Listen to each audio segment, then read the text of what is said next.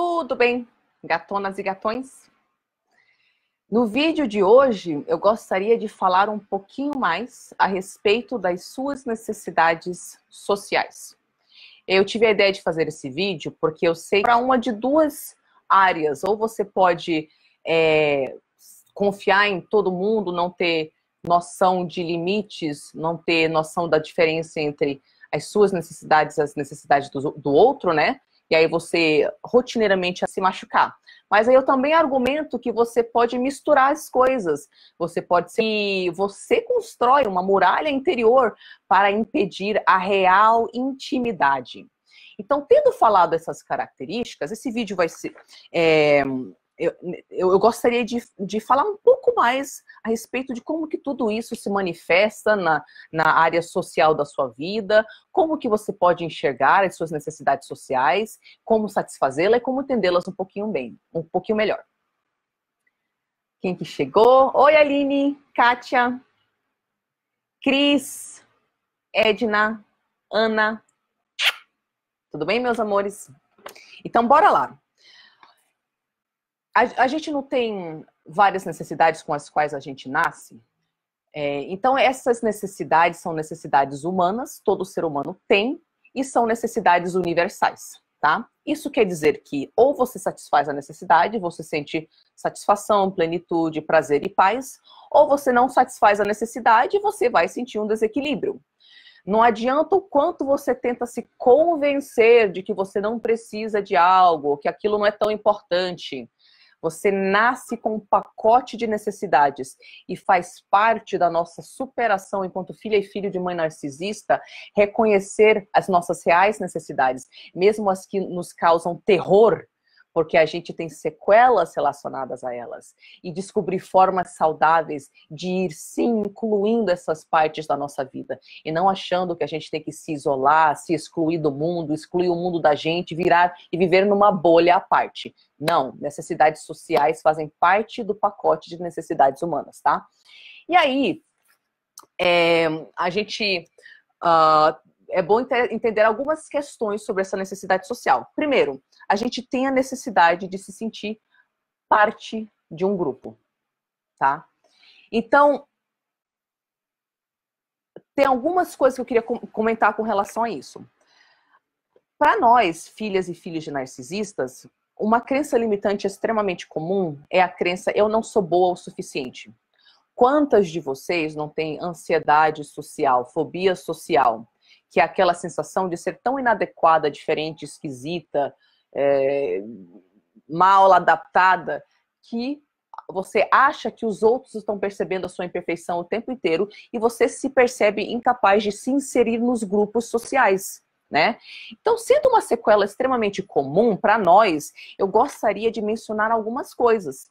E lembrando isso, a gente viu, isso é uma parte do que a gente viu hoje na live do workshop da última turma, agora Entre no Seu Poder. Lá a gente falou com muito mais detalhe, mas eu achei que isso aqui foi muito relevante, eu queria compartilhar aqui no grupo gratuito, né, e posteriormente no canal do YouTube. Então, o que eu gostaria de mencionar a respeito dessa necessidade de fazer parte de um grupo?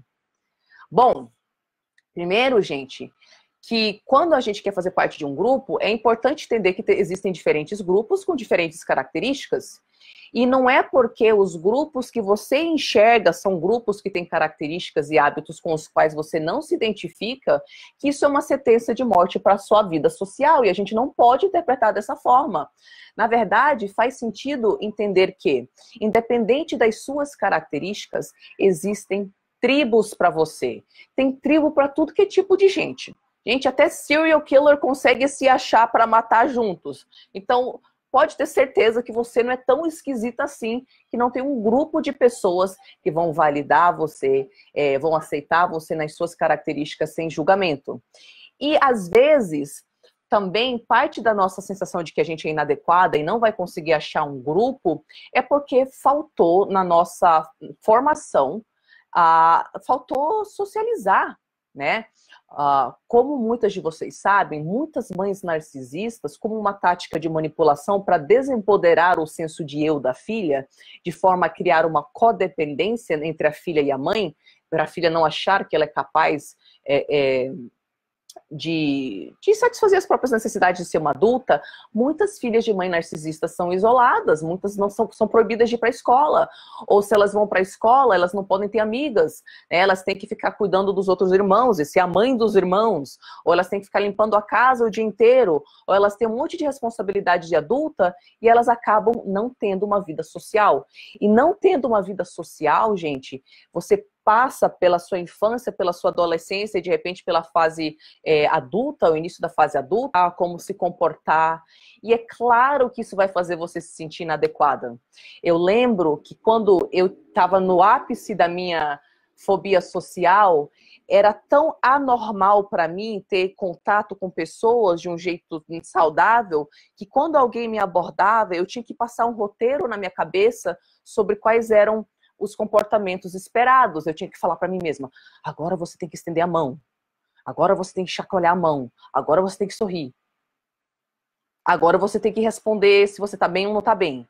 E eu tinha que passar esse roteiro na minha cabeça porque eu não sabia adequada socialmente. A pergunta é, será que faltou um pouco de habilidade social? Porque se for o caso, isso não é, como eu falei, uma sentença de morte para sua vida social. Só quer dizer que você pode desenvolver essas habilidades, tá? Eu desenvolvi depois de velha, você pode desenvolver depois de velha também. Outra coisa é que às vezes você realmente tem características que são diferentes dos grupos que você costuma acompanhar. E isso também não é uma sentença de morte. Então, por exemplo, eu vou dar um exemplo pessoal, né? Eu me achava muito esquisita, não achava grupos para mim, até eu começar a estudar coaching, psicanálise, hipnose e formar estudo de grupo de estudo, porque eu sou nerd. Aí eu tava querendo me encaixar naqueles grupos de baladeiros, eu detesto balada, sabe? O povo que vai pra rave, não sei o que, eu nunca fui na minha vida, sendo que eu sou uma pessoa nerd, o meu negócio é sentar e estudar e ter conversas profundas com as pessoas. Então, quando eu entendi essa característica minha, eu comecei a sacar que as tribos que iam me aceitar e satisfazer as minhas características eram tribos de pessoas nerds como eu. Então, eu parei de querer investir nos grupos que não tinha nada a ver e fui achar meus grupos, fui montar meus grupos de estudo. Você pode ter características diferentes, pessoas com mente aberta, pessoas expressivas. Não é porque você tem certas características que você não vai achar uma tribo. Eu lembro quando eu comecei a fazer a formação em coaching, eu não entendia na época, mas os outros alunos, né, da formação lá do International Coaching Institute, eles treinaram, né, um com o outro na frente do coach experiente que ia nos corrigindo. E as pessoas às vezes se entreolhavam assim, davam risada de mim. E eu não entendia, mas é porque eu sou uma pessoa muito expressiva. Eu gesticulo, eu faço piada. E todo mundo lá era certinho. Agora, não posso interpretar isso como, putz, eu sou esquisita, ninguém me quer, ninguém me ama. Não, eu fui achar minha tribo de gente esquisita. Aí eu tenho meu grupo de canto, e a gente faz os nossos shows de música, onde a gente interpreta outras pessoas. Eu tenho meu grupo de dança do Poli, só tem gente esquisita no mundo do Poli, graças a Deus, gente aberta. E aí eu fui achando a minha tribo. Então eu pergunto para vocês, quais são as características que vocês têm, que vocês estão achando que fazem vocês serem capazes de ter um grupo social? Quais são essas características? O não julgamento? É que você prefere ter conversas um a um e não em grupo? É que você prefere ter conversas profundas, intelectuais e não rasas? É porque você gosta de falar palavrão e ser muito espontânea e você precisa de pessoas que não vão te julgar? O que é a sua característica? Honre essa característica, vai achar uma tribo para você. Ela existe com certeza, tá? E aí também isso coloca você na posição de poder, porque em vez de ficar se sentindo a patinha feia, que não se encaixa em lugar nenhum, preocupado com o que os outros pensam de você, o que os outros esperam de você, o que os outros querem de você, você se preocupa em se conhecer, descobrir o que é importante para você e só incluir pessoas na sua vida que conseguem satisfazer aquela necessidade, não o contrário. Não vai se achar esquisitona que é incapaz de se inserir. Não, quem que se insere nas suas características. E aí, aqui eu queria também falar um pouquinho a respeito da nossa necessidade de intimidade, que faz parte das necessidades sociais que a gente tem. E aí, essa questão de intimidade é você conseguir ser vulnerável, você conseguir estar nua perante a pessoa, com as suas fraquezas, não precisando ser a que está sempre certa, a que tem todas as respostas, a que é sempre a fortuna. Em quais situações e ambientes, quais relacionamentos que você possui, você consegue estar nua? Você consegue pedir ajuda? E você consegue não só pedir ajuda, como receber ajuda. Olha só isso aqui, gente, como é importante que eu vou falar. Às vezes, a gente acha, putz, eu sou uma pessoa extremamente amorosa, eu escuto os outros, eu acolho os outros, eu consigo ajudar as pessoas, amar as pessoas. Isso quer dizer que eu não tenho sequela no laço afetivo. Pois é. Aí você vai analisar e você percebe que sim, você é sempre a pessoa que acolhe os outros, mas nunca ninguém te acolhe. Você é sempre a pessoa que é forte para os outros, mas ninguém é forte para você quando você precisa desmoronar um pouquinho. Então, o ponto aqui que eu estou querendo fazer é que quando a gente dá amor, a gente está no controle.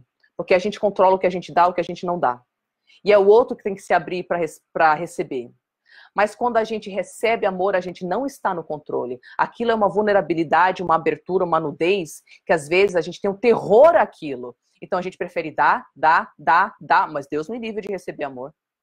E aí você percebe que você tem muitos relacionamentos amorosos, relacionamentos onde você é uma pessoa amorosa, mas você sente que você tem uma barreira em todos eles. Você nunca deixa a pessoa realmente chegar perto de você. Isso se manifesta de uma forma muito pronunciada nos relacionamentos amorosos. Às vezes você é uma mulher ou um homem que fala, não, eu busco um relacionamento amoroso. Isso é o objetivo de vida. Mas aí você vai analisar as pessoas com as quais você se relaciona, as pessoas que você escolhe, e você escolhe especificamente as pessoas comprometidas, as pessoas promíscuas, as pessoas que falaram abertamente, eu não estou procurando um relacionamento. As pessoas que moram em outro país, as pessoas que moram em outra cidade, as pessoas que têm uma característica que você sabe que aquilo nunca vai dar certo com você.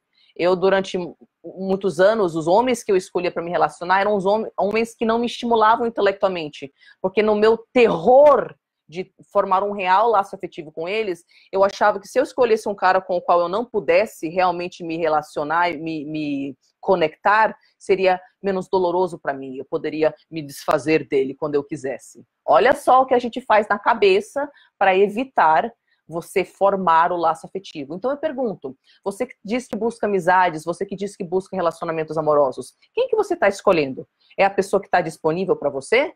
É a pessoa que fala abertamente, que quer estar do seu lado e demonstra através das atitudes? Ou você sempre escolhe o padrão da pessoa que não está disponível?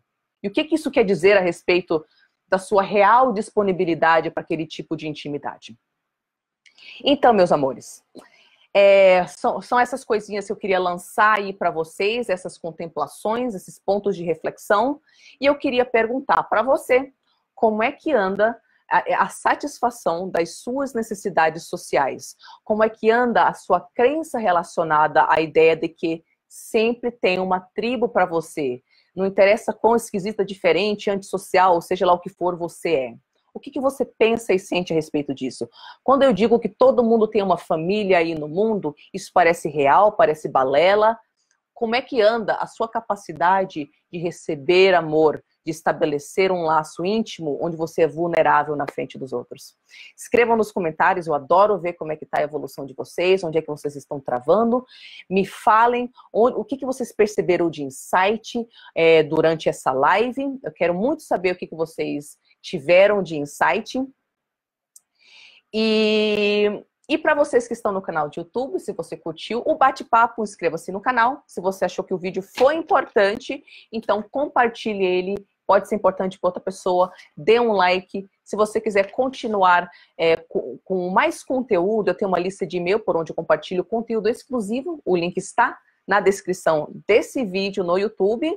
E o workshop Entre no Seu Poder, a gente abriu a última turma agora, recentemente. Eu ainda estou colocando pessoas na turma todo dia alguém me pede para entrar. Ainda dá tempo, a gente está no primeiro módulo ainda.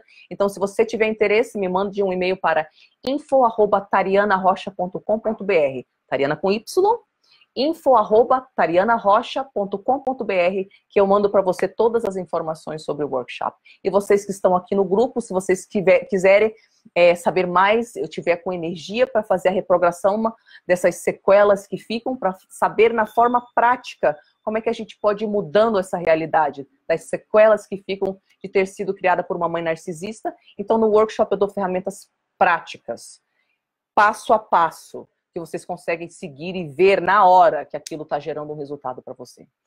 Um beijinho para todas vocês. Eu tenho muito interesse em saber suas respostas sobre essa questão social, que eu sei que isso é uma sequela importante para nós, tá? Então respondam aí nos comentários. Vamos dar uns beijinhos pro povo aí. Ana estava fazendo uma live no workshop.